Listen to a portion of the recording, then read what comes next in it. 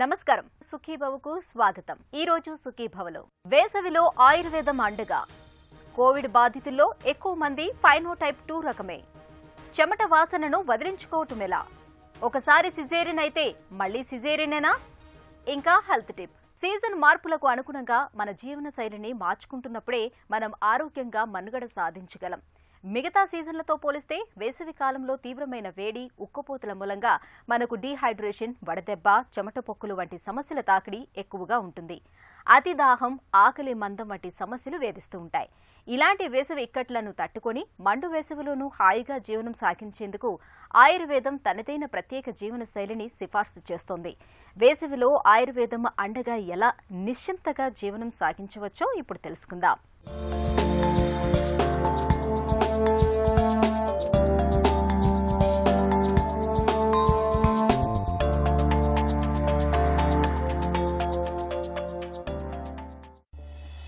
గ్రీష్మ ఋతువు ఆయుర్వేదం ప్రకారం ఆదాన కాలమైన ఈ వేసవిలో ప్రకృతి సహజంగానే మన ఒంట్లోంచి బలం బయటకు పోతూ ఉంటుంది. కాబట్టి మనం ఈ వేసవిలో బలవర్ధనానికి, ఆరోగ్య పరిరక్షణకు తప్పనిసరిగా ముందు నుండే తగిన జాగ్రత్తలు తీసుకోవాలి. తీక్షణ ఉష్ణం కారణంగా వాయువు భూమి నుంచి సౌమ్య గుణాన్ని తీసుకుని వాతావరణాన్ని వేడిగా తయారు చేస్తుంది. ఈ ఎండ వేడికి శరీరంలో కఫం ప్రకోపించి జఠరాగ్ని మందగిస్తుంది. ఈ అగ్ని మాంద్యమే శరీరంలో అన్ని వ్యాధులకు మూలమని చెబుతుంది ఆయుర్వేదం. మనకేంటంటే శరీరం ఆరోగ్యంగా ఉండాలంటే శరీరంలో మలినాలు తయారవ్వకుండా ఉండాలి, ఒక పాయింట్. రెండో పాయింట్ ఏంటంటే తయారైనటువంటి మలినాలు ఏమైనా ఉంటే అవి ఎప్పటికప్పుడు శరీరంలోంచి వెళ్ళిపోతూ ఉండాలి. ఇది ప్రధానమైనటువంటి సిద్ధాంతం.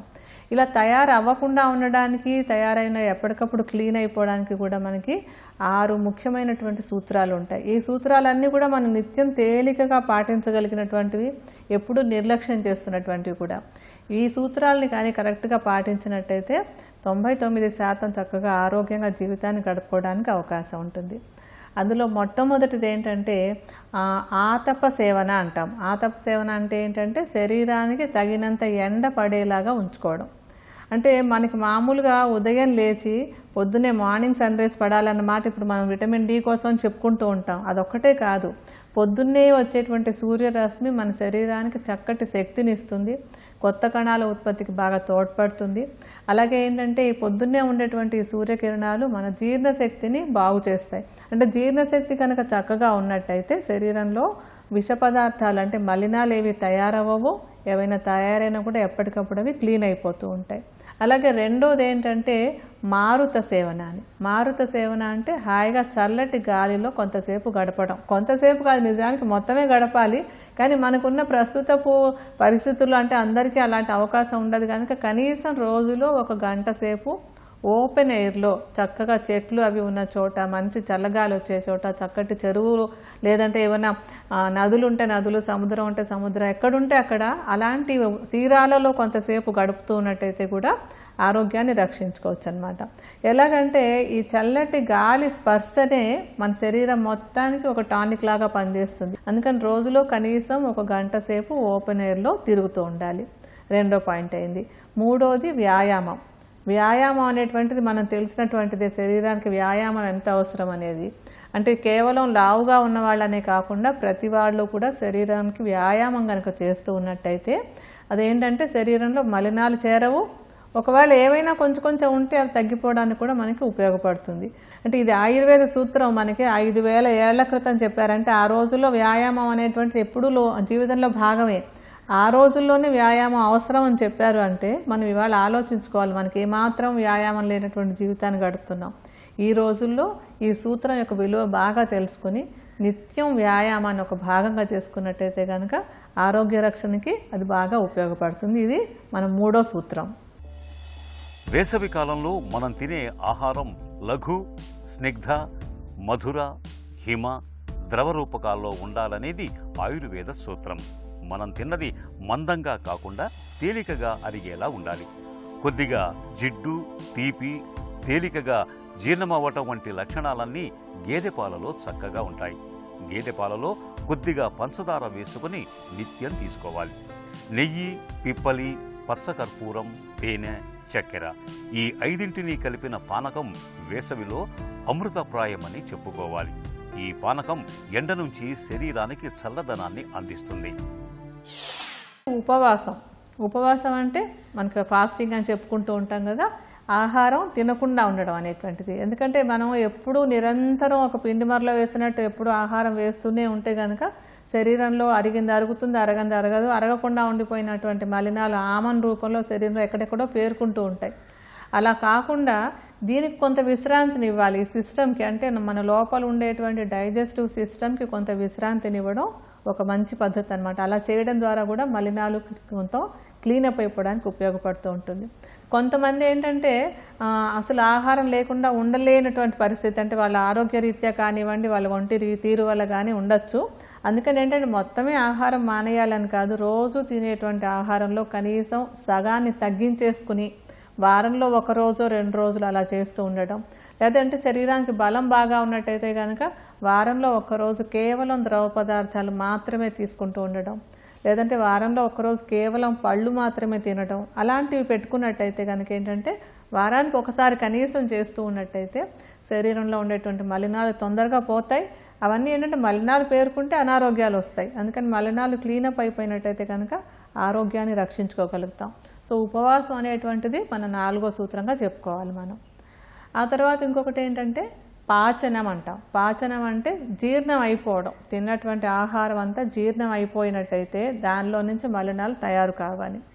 మనం తిన్న ఆహారంలోంచే మనకి ఆరోగ్యం వస్తుంది, మనం తిన్న ఆహారంలోంచే మనకి అనారోగ్యం వస్తుంది. అందుకని తిన్న ఆహారం చక్కగా జీర్ణం అయిపోయినట్టయితే కనుక అనారోగ్యాలు రావు. పాచనం అనే దానికి ఏంటంటే ఆహారం విషయంలో మనం ఫాలో అవ్వవలసినటువంటి నియమాలన్నీ ఫాలో అవ్వడం.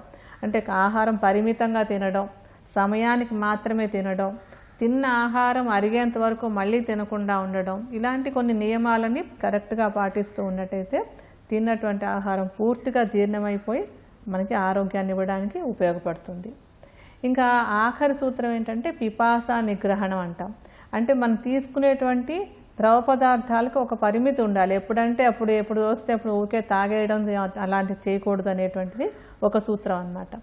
అంటే ఇప్పుడు మనకి ముఖ్యంగా ఈ రోజుల్లో మనం చూస్తున్నటువంటి ఏంటంటే ఎప్పుడు పడితే అప్పుడు ఏదో ఒక కూల్ డ్రింక్ లేకపోతే ఫ్రిడ్జ్లోంచి నీళ్ళు తీసుకొని తాగేసేయటము, లేకపోతే ఏదో ఒక సూత్రం ఉందని చెప్పి లీటర్ల నీళ్లు తాగడం, ఇలాంటి రకరకాల సూత్రాలు పాటిస్తూ ఉంటారు.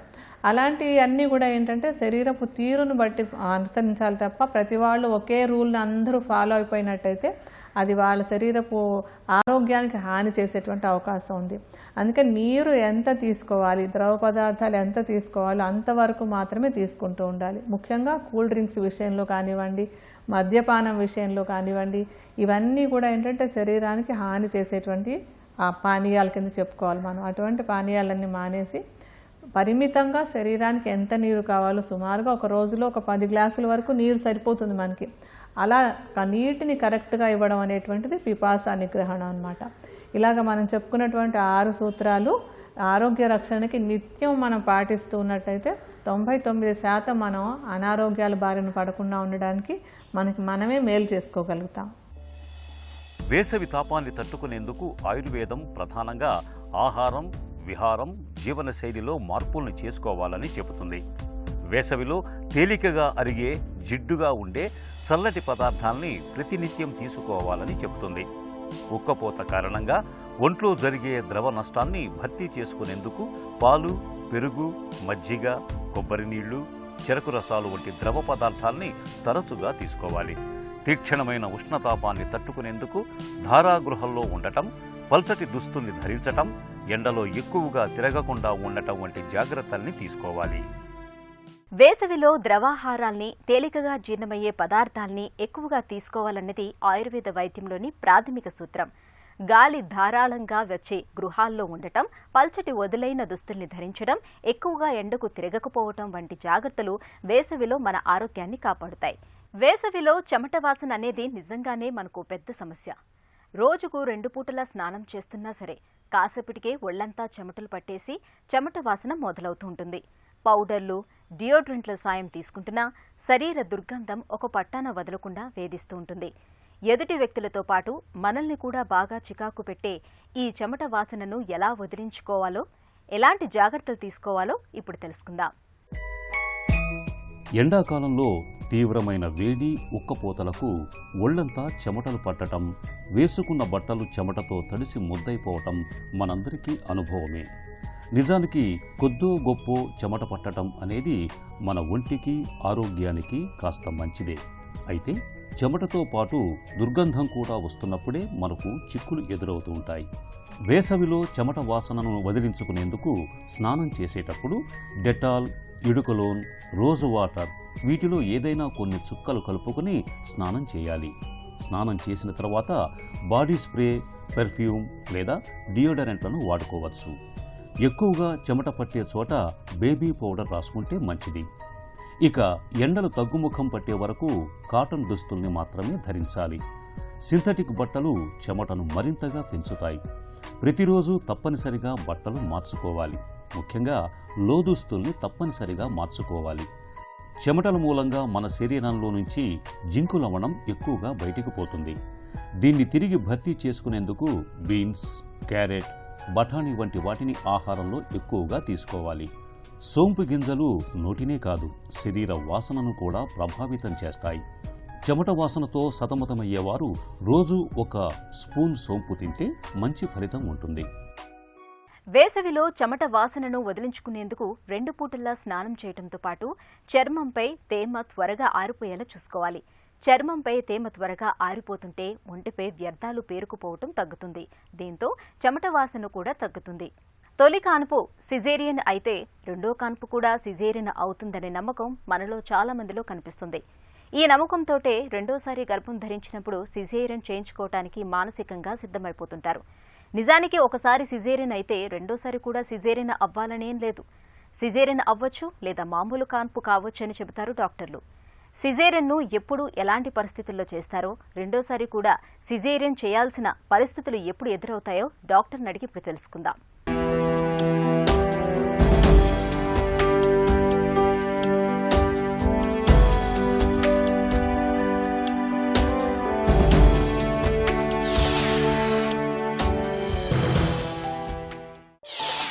సిజేరియన్ చేయాల్సిన పరిస్థితులు ఎప్పుడు ఎదురవుతాయి? బాగా నేరోగా కంట్రాక్టెడ్ పెల్విస్, అంటే మనకి కింద స్పేస్ అనేది, బేబీ దిగడానికి స్పేస్ అనేది బాగా నేరోగా ఉండి కంట్రాక్టెడ్గా ఉండడం వల్ల, ఇంకేదైనా పెల్విక్ ట్యూమర్స్ అంటే ఏదైనా ఫైబ్రాయిడ్స్ కానీ, ఓవేరియన్ సిస్ట్ కానీ, సమ్ సాక్రల్ ట్యూమర్స్ ఏదైనా కూడా ఆ వెయిన్ అబ్స్ట్రక్ట్ చేస్తున్నప్పుడు కానీ, లేకపోతే మ్యాక్రోజోమియా, వెరీ బిగ్ బేబీ, అలాంటి సిచ్యువేషన్స్లో మనం కంపల్సరీగా దే ఆర్ అబ్సల్యూట్ ఇండికేషన్స్, కంపల్సరీగా సిజేరియన్ చేయాల్సి వస్తుంది for the good sake of baby and mother. ఇంకా మిగతావన్నీ రిలేటివ్, అంటే మదర్ రిలేటెడ్ అవ్వచ్చు, బేబీ రిలేటెడ్ అవ్వచ్చు, లేదా ప్లజెంటల్ రిలేటెడ్ అవ్వచ్చు. మదర్ రిలేటెడ్ ఇండికేషన్స్ అయితే హై రిస్క్ ప్రెగ్నెన్సీస్ అండి. అంటే హై రిస్క్ అంటే ఏంటంటే ఆల్ ద వే ప్రెగ్నెన్సీ కూడా రిస్కీలో మదర్కి కానీ బేబీకి కానీ at any time it may be a risky pregnancy. అంటే అసోసియేటెడ్ మెడికల్ కాంప్లికేషన్స్ కానీ, లేకపోతే పెల్విక్ డిఫార్మిటీస్ అవి ఉన్నప్పుడు, depends on situation, best outcome ఎప్పుడు సిజేరియన్ సెక్షన్తోనే బాగుంటుంది. అట్లానే మదర్కి ఒక్కొక్కసారి టోకోఫోబియా అంటారు, అంటే ఇంటర్నల్ ఫియర్ ఉంటుంది నార్మల్ డెలివరీ మీద. మేబీ సిచ్యువేషన్స్ ఎప్పుడైనా వర్సన్, ఇదివరకు బ్యాడ్ ఆబ్స్టిక్ హిస్టరీ కానీ, లేకపోతే ఇంకెవరిదైనా చూసి అట్లాంటి సిచ్యువేషన్స్లోని బాగా ప్యానిక్ అయిన సిచ్యువేషన్స్లో ఉంటాయి. ఇంకా మిగతా చూస్తే బేబీ రిలేటెడ్ ఉంటాయండి. బేబీ రిలేటెడ్ అంటే బేబీకి మనకి డ్యూరింగ్ మీన్ యాంటీపార్టమ్ పీరియడ్లో కానీ, లేకపోతే డ్యూరింగ్ డెలివరీ కానీ ఏదైనా సిచ్యువేషన్స్ బేబీ రిలేటెడ్గా మనకి ఎమర్జెన్సీ సిజేరియన్స్ కానీ, లేకపోతే ఎలెక్టివ్గా మనం సెలెక్ట్ చేసుకునే సిజేరియన్ సెక్షన్స్ కానీ ఉంటాయి. బేబీ రిలేటెడ్ ఏముంటాయంటే యూజువల్గా మాల్ ప్రజెంటేషన్స్, అంటే అబ్నార్మల్ లై అంటారు. అండ్ మామూలుగా తల కిందకు ఉంటుంది కదా బేబీకి, అండ్ అలా కాకుండా బ్రీచ్ ప్రజెంటేషన్స్ కానీ, అడ్డంగా ఉండడం, బేబీ అడ్డం తిరిగింది అంటారు కదా, అట్లాంటి సిచ్యువేషన్స్. లేదా మల్టిపుల్ ప్రెగ్నెన్సీస్, అంటే ఒకళ్ళకన్నా ఎక్కువ ప్రెగ్నెన్సీ, అంటే ట్విన్స్ కానీ, ట్రిప్లెట్స్ కానీ, అలాంటి సిచ్యువేషన్స్లో మనకి ఏంటంటే ఒకటి అబ్నార్మల్ అయి ఉంటుంది, ఒకటి నార్మల్ అయి ఉంటుంది, ఒకదానికొకటి పట్టుకొని అబ్స్ట్రక్ట్ అయ్యే సిచ్యువేషన్స్ ఉంటాయి. సో అలాంటి సిచ్యువేషన్స్ కానీ, లేకపోతే మికోనియం స్టెయిన్డ్ లైకర్, అంటే బేబీ లోపల ఉండగానే మోషన్ పాస్ చేసినప్పుడు ఆ వాటర్ని యాస్పిరేట్ చేస్తే ప్రమాదం అవుతుంది. సో ఇట్లాంటి సిచ్యువేషన్స్ కొన్ని ఉంటాయి. ఇలాంటి సిచ్యువేషన్స్లో then we have to decide for a caesarean section. ఒకసారి సిజేరియన్ అయితే తర్వాతి కాన్పు కూడా సిజేరియన్ అవుతుందా? అది పూర్తిగా అపోహ అండి. ప్రజెంట్ కరెంట్ ప్రెగ్నెన్సీలో ఉన్న సిచ్యుయేషన్ బట్టి మనం డిసైడ్ అవ్వాల్సి ఉంటుంది. అట్లనే అబ్సల్యూట్ ఇండికేషన్స్ అంటే ఇంతకుముందు మనం చెప్పుకున్న కారణాలు మళ్ళీ అవే ఉంటే కనుక కంపల్సరీగా సిజేరియనే అవుతుంది. అట్లా కాకుండా రిలేటివ్ ఇండికేషన్స్లో ఏదైనా రికరెంట్గా ఉండి లేదంటే కొత్త ప్రాబ్లం ఈ సిజేరియన్లో అరైజ్ అయితే కనుక మనం we have to select for a caesarean section. అట్లానే ఏంటంటే ఇప్పుడు కొన్ని సిచ్యువేషన్స్ ప్రెగ్నెన్సీ మొదలవగానే కూడా మనం okay this candidate for caesarean section అని మనం డిసైడ్ అవ్వాల్సి ఉంది. అవి ఏంటంటే ఏదైనా అబ్సల్యూట్ ఇండికేషన్స్ లేదా pre existing medical complications or history of previous uterine rupture ఇట్లాంటివి ఏమైనా ఉంటే కనుక మనం కంపల్సరీగా అర్లీగానే మనం ఈ పేషెంట్ మనం సిజేరియన్ చేయాల్సి వస్తుందని డిసైడ్ అవ్వాల్సి వస్తుంది. అట్లనే కొన్నిసార్లు లేట్ సెకండ్ ట్రైమిస్టర్ థర్డ్ ట్రైమిస్టర్లో డిసైడ్ అవుతూ ఉంటాం. అదే ఎప్పుడంటే అన్కంట్రోల్డ్ బ్లడ్ ప్రెషర్స్ ఉండి ఎక్లాంషియా కానీ లేకపోతే సెంట్రల్ ప్లజంటా ప్రివియా ఇలాంటివి ఈ సిచ్యువేషన్స్లో మనం వీల్ డిసైడ్ అర్లీగానే డిసైడ్ చేస్తాం. అట్లనే కొన్ని డ్యూరింగ్ లేబర్ అంటే ప్రసవం స్టార్ట్ అయిన తర్వాత లేబర్ స్టార్ట్ అయిన తర్వాత కొన్ని డిసైడ్ అవుతూ ఉంటాయి.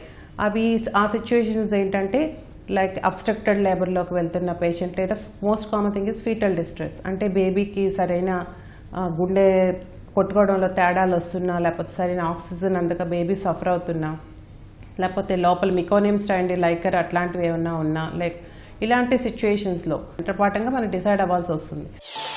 రెండో కాన్పు సిజేరియనా లేదా సాధారణ ప్రసవమా అన్నది ఏ అంశాలపైన ఆధారపడి ఉంటుంది? ప్రైమరీ సిజేరియన్ సెక్షన్ అయిన తర్వాత వీబ్యాక్ కంపల్సరీగా ఛాన్సెస్ అయితే ఉంటాయండి. డెఫినెట్గా ప్రైమరీ సెక్షన్ అయిన తర్వాత రెండు ఆప్షన్స్ ఉంటాయి. Either going for an elective caesarean section or a VBAC. VBAC అనేది మన ఫేవరబుల్ కండిషన్స్ బట్టి ఉంటుంది. అంటే ఇప్పుడు యాక్చువల్గా రికరెంట్ ఇండికేషన్స్ కానీ అబ్సల్యూట్ ఇండికేషన్స్ కానీ లేకపోతే ప్రజెంట్ ప్రెగ్నెన్సీలోనూ ఎవ్రీథింగ్ ఈజ్ యాంటీపార్టమ్ అంతా స్మూత్గా ఉంది, బేబీ యావరేజ్ ఐడియల్ వెయిట్ ఉంది, good spacing of the pregnancy ఉంది, no medical complications and everything అంతా బాగానే ఉంది and average good gynaecoid pelvis ఇవన్నీ ఉన్నప్పుడు we have to go for a trial labour అనమాట. అంటే ట్రయల్ లేబర్ అంటే మనం ట్రయల్ ఇస్తాం, వీబ్యాక్కి ట్రయల్ ఇస్తాం. సో కేర్ఫుల్ మానిటరింగ్ అనేది చాలా mandatory at any stage. Most fear ఏంటంటే యూట్రైన్ రప్చర్. సో ఈ ఫేవరబుల్ కండిషన్స్ ఉన్నప్పుడు we can go for a trial labour of VBAC అనమాట. At any stage, if we have some problem, then we have to take an early decision and we'll go for a emergency cesarean section. మొదటి కాన్పు caesarean అయినప్పుడు రెండో కాన్పు కూడా caesarean అయ్యే అవకాశాలు ఎవరికి ఎక్కువగా ఉంటాయి? మల్టిపుల్ ప్రెగ్నెన్సీస్ కానీ లేకపోతే previous history of uterine rupture కానీ లేకపోతే ఎల్డర్లీ గ్రావిడాస్ ఉంటారు కదా వాళ్ళు, అంటే ఏజ్ కొంచెం అబౌవ్ 35 నియరింగ్ 40 అట్లా ఉన్నవాళ్ళు, లేదా ప్రీవియస్ స్కార్ అంటే more than 2 to 3 caesarean sections కానీ లేదా మయోమెక్టమీ స్కార్ కానీ ఇట్లాంటి, లేదా బిఎంఐ ఒబేసిటీ మార్బిడ్ ఒబేసిటీ కానీ లేకపోతే ఇలాంటి సిచ్యువేషన్స్లోని there are more chances for the caesarean section. వాళ్ళల్లో అవకాశాలు ఎక్కువగా ఉంటాయి. రెండు కాన్పులు సిజేరియన్ అయితే సమస్యలు ఏమైనా ఉంటాయా? ఇన్ని సిజేరియన్స్ అయితే మనకి సేఫ్టీ ఉంటుంది, ఒకటైతేనే సేఫ్టీ ఉంటుంది లేకపోతే రెండు అయితే సేఫ్టీ ఉంటుంది అనేది మనం చెప్పలేము. ఎనీ సర్జరీ ఈజ్ ఇన్హెరెంట్గా కొన్ని కాంప్లికేషన్స్ అయితే ఎట్లానూ ఉంటాయి. మేబీ అంటే కొంతమందికి ఏంటంటే సివియర్ ఎడిషన్స్ ఫామ్ అవడము, లేదా బౌల్ బ్లాడర్ ఇంజరీస్ కానీ లేకపోతే హెమరేజ్, ఇన్ఫెక్షన్ ఇట్లాంటివి కొంతమందికి అయ్యే అవకాశాలు ఉంటాయి. కానీ ఇప్పుడు ప్రజెంట్ మోడర్న్ ఆబ్స్టిక్స్లోని ఈ కాంప్లికేషన్స్ అన్నీ కూడా బాగా రెడ్యూస్ అయినాయి. అండ్ అలానే లో డౌన్ ట్రాన్స్వర్స్ ఇన్సిషన్తో కూడా కొన్ని కాంప్లికేషన్స్ లేకపోతే రికరెంట్ హెర్నియాస్, ఎనాస్థీషియా రిలేటెడ్ కాంప్లికేషన్స్ ఇవన్నీ కూడా ఉండే అవకాశాలు ఉంటాయి. సో లో ట్రాన్స్వర్స్ ఇన్సిషన్తో కూడా మనం కొన్ని కాంప్లికేషన్స్ అవాయిడ్ చేయగలం. సిజేరియన్ తర్వాత రికవరీలో సమ్ డిస్కంఫర్ట్ అండ్ ఫెటీగ్ అనేది కామన్. ఎప్పుడు టైం దొరికితే అప్పుడు కొంత రెస్ట్ తీసుకోవడము, హ్యావ్ ఎ స్మాల్ స్నాప్ తీసుకోవడము, సమతుల్యమైన ఆహారం తీసుకోవడం, adequate hydration 3.5 litres of water requirement అయితే ఉంటుందండి. బేబీకి మిల్క్ రావాలన్నా, మదర్కి ఏది ఇన్ఫెక్షన్స్ అయి రాకుండా ఉండాలన్నా కూడా ఆడిక్వేట్ హైడ్రేషన్ అనేది ఉండాలి. అలాగే family members emotional support, physical support బాగా ఇవ్వగలిగితే రికవరీ అనేది ఏమి ఇబ్బంది అయితే ఏమి ఉండదండి. ఒకసారి సిజేరియన్ అయితే తర్వాత కాన్పు కూడా సిజేరియన్ అవుతుందనేది కేవలం నమ్మకం మాత్రమే. సిజేరియన్ అనేది అనేక అంశాలపైన ఆధారపడి ఉంటుంది. ఒక చిన్న చిట్కా మీకోసం. చెమటకాయల బెడద తీవ్రంగా ఉన్నప్పుడు తులసి ఆకులు, తమలపాకులు రెండింటినీ బాగా దంచి ఆ మిశ్రమాన్ని ఒళ్లంతా రుద్దుకొని స్నానం చేయండి. చెమటకాయల నుంచి మంచి ఉపశమనం లభిస్తుంది. సుఖీభవ కార్యక్రమానికి సంబంధించిన మీ విలువైన సూచనలు, సలహాలను వెంటనే మాకు రాయండి. మా చిరునామా Sukhibhava, ETV, Ramoji film city, Hyderabad 501512 లేదా sukhibhava@etv.co.in కు మెయిల్ చేయండి.